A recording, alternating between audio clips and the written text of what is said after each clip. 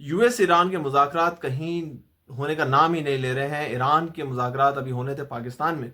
Iran के वज़ीर ख़ारजा आते हैं और वो अगले दिन चले जाते हैं। आज वो वापस लौटते हैं, मगर यूएस इतने मीन टाइम में मना कर देता है कि हम अपने रिप्रेजेंटेटिव नहीं भेजेंगे 16 घंटे एक बामायने मुज़ाकरात ना होने की वजह से। क्योंकि वो क्यों भेजेंगे भाई, उनके भी टाइम है, कॉस्ट है।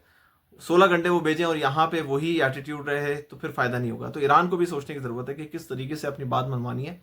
बात मनवाने का एक तरीका होता है, टेबल पे बैठे ईरान अमेरिका के साथ और उनसे बात करें कि ये हमारे 10 पॉइंट्स हैं, वहाँ अमेरिका अपने 10 पॉइंट्स रखे, उसके बाद फिर नेगोशिएशन के अमल पे जाए। ये नहीं होता कि आप पहले से मना कर दो, उसके बाद नेगोशिएशन की डिमांड भी करो, उसके बाद फिर आप बोलो कि हम सब बंद कर देंगे। देखो, इस वक्त ट्रबल में सभी हैं, हम लोग भी ट्रबल में हैं, आप लोग भी ट्रबल में हो, अमेरिका भी ट्रबल में अपनी रिसोर्सेज ज़ाया कर रहा है। तो एक हल निकालने के लिए जो पाकिस्तान ने इतनी कोशिश करी है, उसका कुछ तो ख्याल रखना चाहिए तीनों पार्टियों को।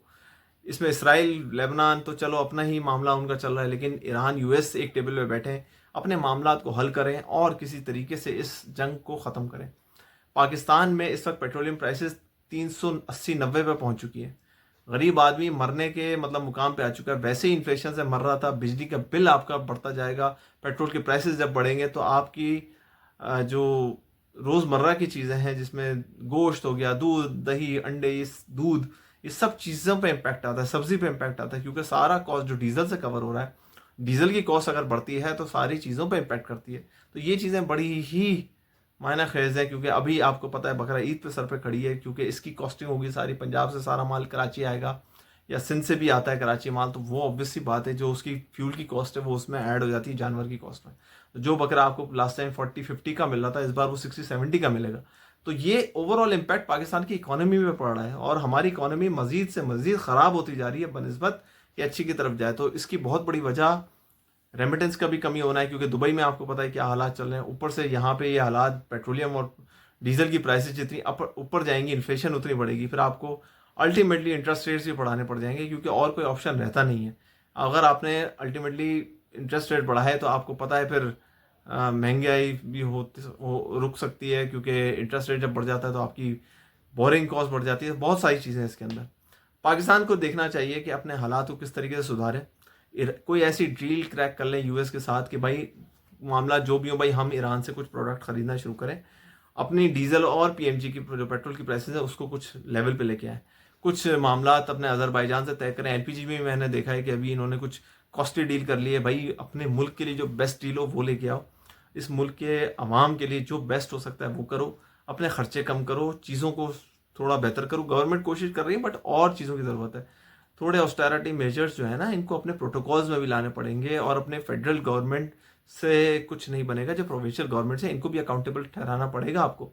जितना पैसा सिंध में लगा है 18-20 सालों में, वो सारा अकाउंट फॉर करें और उसका ऑडिट करवाएं एफबीआर के थ्रू, नैब के थ्रू, कि भाई ये पैसा अगर लग गया, आई डोंट नो कितने हज़ार अरब रुपया इस वक्त कराची पे लग चुका है 2008 से।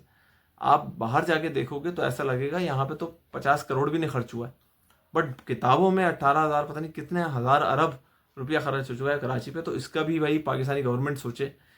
यूएस ईरान के मामला अगर 2 साल चलते रहे तो हम क्या इसी तरीके से चलते रहेंगे? हम क्या पेट्रोल 1,000 रुपये का खरीद रहे होंगे 2028 में? तो ये बड़ी अजीब सी बात है। बाकी जहाँ तक ट्रम्प साहब की बात है, तो ट्रम्प साहब आपको पता है वो किसी भी उस पे पॉइंट पे आने को तैयार है नहीं। वो एक पॉइंट रखते हैं, अगले दिन दूसरा पॉइंट रख देते हैं। तो उनको भी मेज पे लाना, उनको एग्री कराना कोई आसान काम नहीं है। इसमें पाकिस्तानी गवर्नमेंट अगर काम कर पा रही है तो ये पाकिस्तानी गवर्नमेंट को पूरा क्रेडिट जाता है। इसमें आपके शहबाज शरीफ को, आर्मी चीफ को, फील्ड मार्शल साहब को बिल्कुल क्रेडिट जाता है।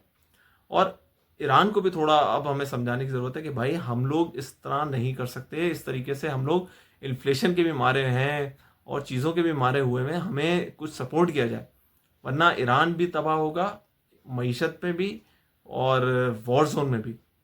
अगर जंग होती है तो ईरान में कुछ नहीं बचने वाला, ये लोग कोई नहीं बचाने वाला। ये ईरान को भी सोचने की ज़रूरत है। बैठें, मुज़ाकरात करें, अपना चीज़ों को देखें, क्योंकि यूएस तो सुनने वाला है नहीं, उसको समझाने की कोशिश करें, अपने पॉइंट्स पे लेकर आएँ। कुछ पॉइंट उनके मान लें, कुछ अपने रख लें। इस तरीके से मुज़ाकरात करें, एक टेबल पे बैठें। टेबल पे ना बैठना है ईरान की मेरे ख्याल से सबसे बड़ी गलती थी जो इस बार इन्होंने करी है। बैठें उनके साथ और अपना कोई सलूशन निकालें। अपने लिए ख्याल करें और दूसरों का भी ख्याल करें, क्योंकि सब लोग इस वक्त परेशान हैं। कराची से लेके सऊदीया तक सभी परेशान हैं। कतर भी परेशान है, कुवैत भी परेशान है, ओमान भी परेशान है, चाइना के अलग वेसल्स रुक गए हैं तो अब चाइना भी परेशान है, रशिया का भी मामला चल रहा है। तो ये बड़ी ही एक गंभीर सिचुएशन बनती जा रही है ओवरऑल। ठीक है जी, सब लोग अपना ख्याल रखेंगे और दुआ करेंगे कि ईरान यूएस का जल्द से जल्द पैक्ट साइन हो और कुछ बेहतरी हो। सब लोग अपना ख्याल रखेंगे। अल्लाह हाफिज़।